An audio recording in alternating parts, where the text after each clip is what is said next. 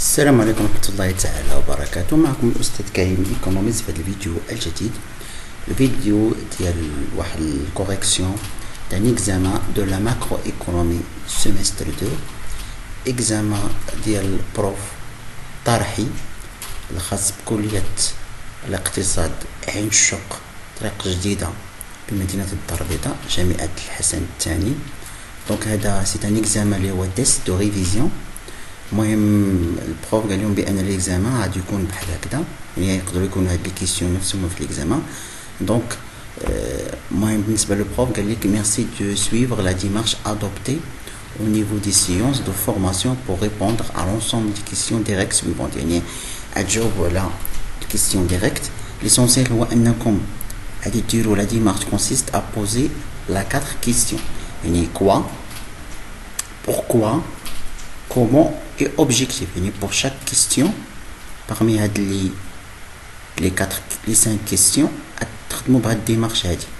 Première question: la notion de la macroéconomie et sa différence par rapport à l'analyse microéconomique. يعني premièrement غتبداو بكوا، يعني غتشرحوا c'est quoi la macroéconomie. Après, pourquoi? Yani, pourquoi la macroéconomie est différente de l'analyse microéconomique? Comment, c'est quoi la différence et l'objectif de la macroéconomie? Donc, تخدموا بهاد لا ديمارش هادي باش تجاوب على هاد الكيستيون هادي. المهم انا راه ما غاديش نكتب لكم باراغراف كل واحد يكتبها لراسو. المهم انا غنعطيكم غير هاد les points وانتم تخدموهم. المهم c'est quoi la macroéconomie? Définition. Donc question numéro 1. Question numéro 1.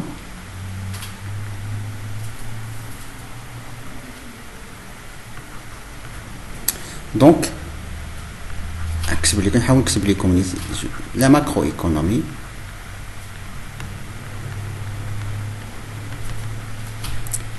et la branche de la science économique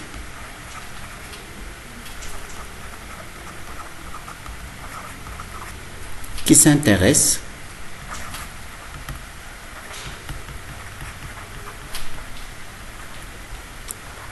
à l'étude des comportements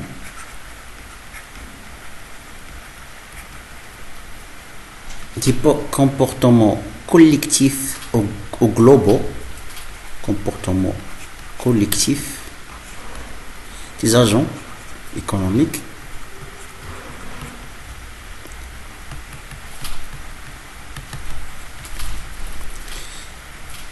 autrement dit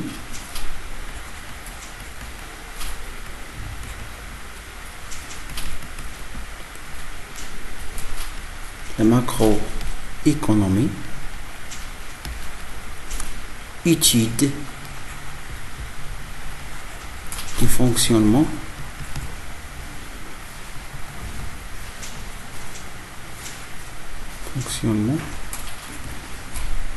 de l'économie nationale.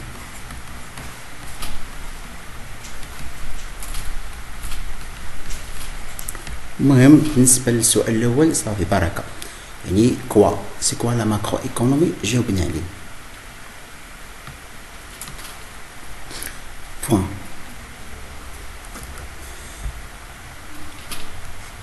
À la différence,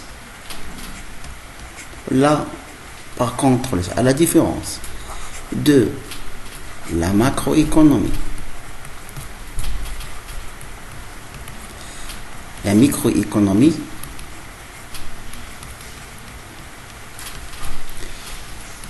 s'intéresse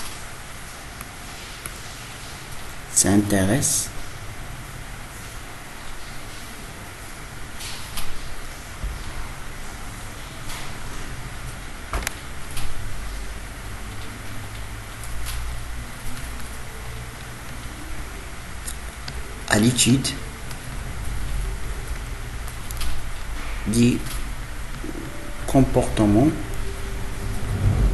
individuel.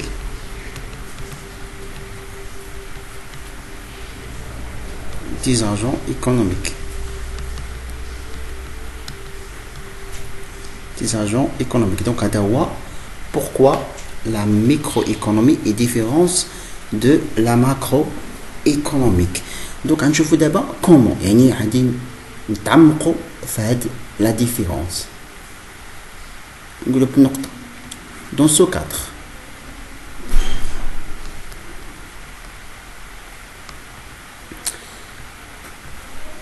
la macroéconomie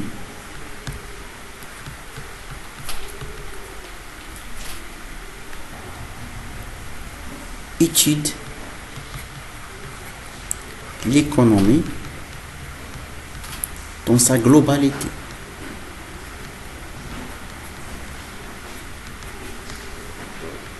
C'est-à-dire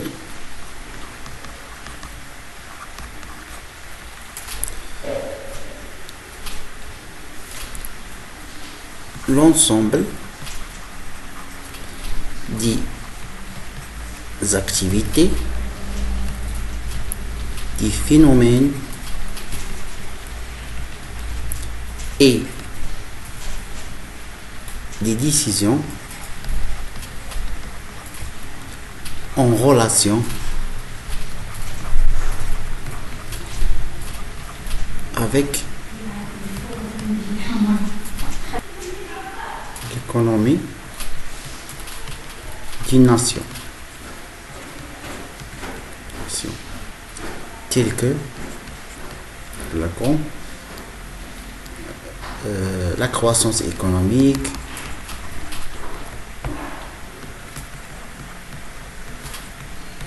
l'inflation,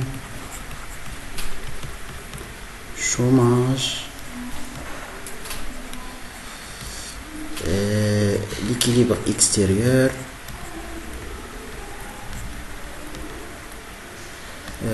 et la politique économique.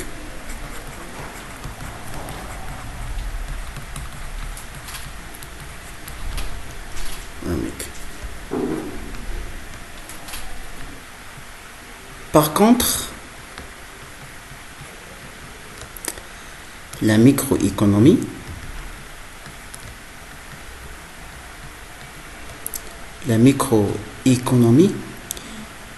étude les activités, les phénomènes et les décisions spécifiques aux particuliers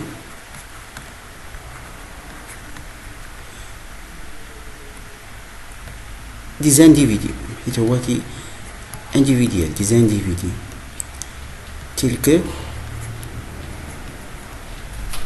la consommation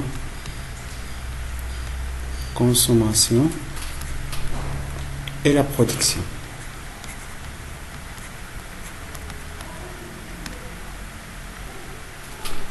Enfin, je fais l'objectif. Enfin, la macroéconomie a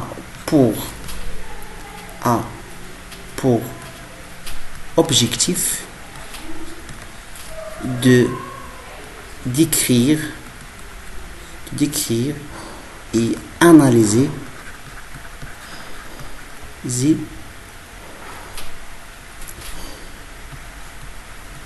la situation économique générale d'une nation afin de réaliser l'équilibre macroéconomique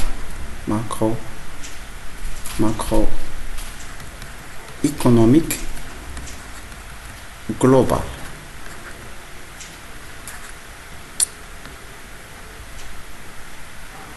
En revanche, La microéconomie a pour objectif d'analyser les décisions individuelles afin de réaliser la satisfaction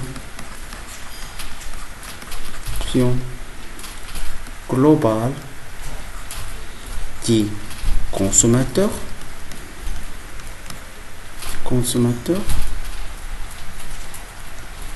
ainsi la maximisation de profit des producteurs, c'est-à-dire les entreprises. المهم هذه هي la réponse à la... Donc هذا pour la question numéro 1. واخا انا طولت شي شويه درت بزاف ديال لي شوز، نتوما ما تحاولوش ديروا قد هكا كله، حاولوا تمينيميزيو هذا الشيء. انا غير عطيتكم لي دوني والانفورماسيون بزاف باش تستافدوا ان شاء الله. تو دابا الكيستيون نيميرو 2 ما بقيتش مع دابا الكيستيون نيميرو 2 ما غاديش نكتب، حيت وريتكم الطريقه باش تكتبوا، انا نعطيكم غير الافكار وانتوما خدموهم راسكم. Pour la question numéro 2, les entreprises en tant qu'agents économiques ayant un poids déterminant pour le développement économique. Donc, Naya, comme quoi, c'est quoi les entreprises? Donc, entreprise en tant qu'agent économique. Il y a l'entreprise est un agent économique, on sait qu'il existe ces agents économiques, les sociétés non financières, les institutions financières, etc. Les entreprises est considérée comme un agent ou l'agent appartient aux catégories des sociétés non financières, parce que l'entreprise, pourquoi? Parce que l'entreprise est un agent qui produit des biens et services marchands destinés pour vendre sur le marché. Donc, les entreprises est un agent économique ayant un poids très important et déterminant pour le développement économique des nations. Pourquoi? Parce que les entreprises, pour les questions expliquées comme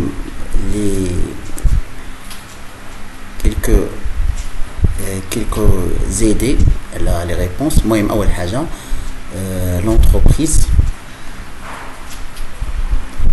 est un agent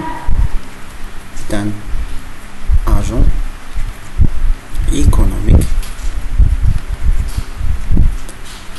appartient aux sociétés non financières. Donc, l'entreprise est une unité économique qui produit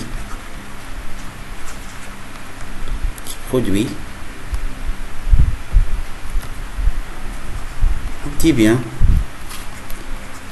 et services marchands, en contrepartie par le prix marchand pour réaliser un bénéfice. Donc, quoi? Je vais d'abord pourquoi l'entreprise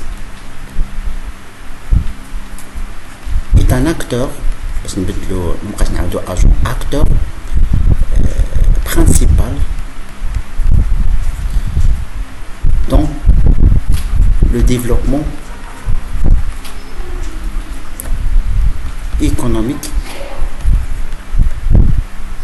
d'une nation. Pourquoi ندير لكم علاش pourquoi حيت كاين بزاف ديال الحوايج. اول حاجه تهضروا على لوفر entreprises de production. La satisfaction des besoins des ménages. La distribution ou la répartition de revenus. Donc la contribution au PIB ديال l'État. المهم هادوك pourquoi تهضر على هادشي كلشي كل حاجه منهم. دابا كومون غتفسروا يعني يقول لك pour l'offre de l'entreprise تقول بان هاد l'offre de l'entreprise دونك كيعاون باش enrichir le marché domestique ديال les pays ainsi واحد ابارتي من لا برودكسيون ديال لي زونتربريز كتمشي l'exportation كتمشي للخارج pour la satisfaction des besoins des ménages. كنهضروا على consommateur final يعني كاين واحد لا diversification ديال ان لي برودوي ديال لي زونتربريز سون ديفيرسيفي.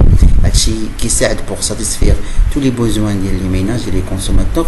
pour la distribution de revenus غتقولوا بان داك لو chiffre d'affaires ou la valeur ajoutée créée par l'entreprise sera répartie sur plusieurs agents. Les ménages qui donnent les salaires, l'État qui donne les impôts, les actionnaires qui donnent les dividendes, etc. La contribution au PIB, le PIB est calculé par la somme des valeurs ajoutées brutes des entreprises. L'entreprise joue un rôle très important pour la croissance économique d'un pays. Comment ou pour l'objectif يعني أن l'objectif des entreprises هو maximisation de profit des dirigeants de l'entreprise et les propriétaires de l'entreprise ainsi pour la compétitivité de l'économie nationale. Et les entreprises qui servent de la compétitivité de l'économie nationale et pour cela atteindre la croissance économique. Donc pour la question numéro 2. Je vais d'abord la question numéro 3. Pour la question numéro 3, la notion globale du marché, la différence entre ces différents types. Donc le marché est le lieu de rencontre de l'offre et la demande. Donc il existe 4 types de marché. Le marché de biens et services, le lieu de rencontre entre l'offre de biens et services et la demande de biens et services. L'offre de biens et services fournie par les entreprises, par contre la demande de biens et services fournie par les ménages. Donc après le marché de travail. Le marché du travail est le lieu de rencontre entre l'offre de travail et la demande de travail. L'offre de travail est fournie par les ménages, les salariés. Par contre, la demande de travail est fournie par les entreprises.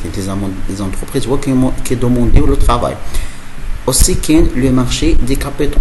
Le marché des capitaux est le lieu de rencontre entre la demande et l'offre des capitaux. L'offre des capitaux est fournie par les agents à capacité de financement, les rois l'épargne. Par contre, la demande des capitaux est fournie par les agents à besoin de financement, les rois l'investissement. Enfin, quel est le marché de la monnaie, le marché monétaire. Le marché de la monnaie est le lieu de rencontre entre l'offre et la demande de la monnaie.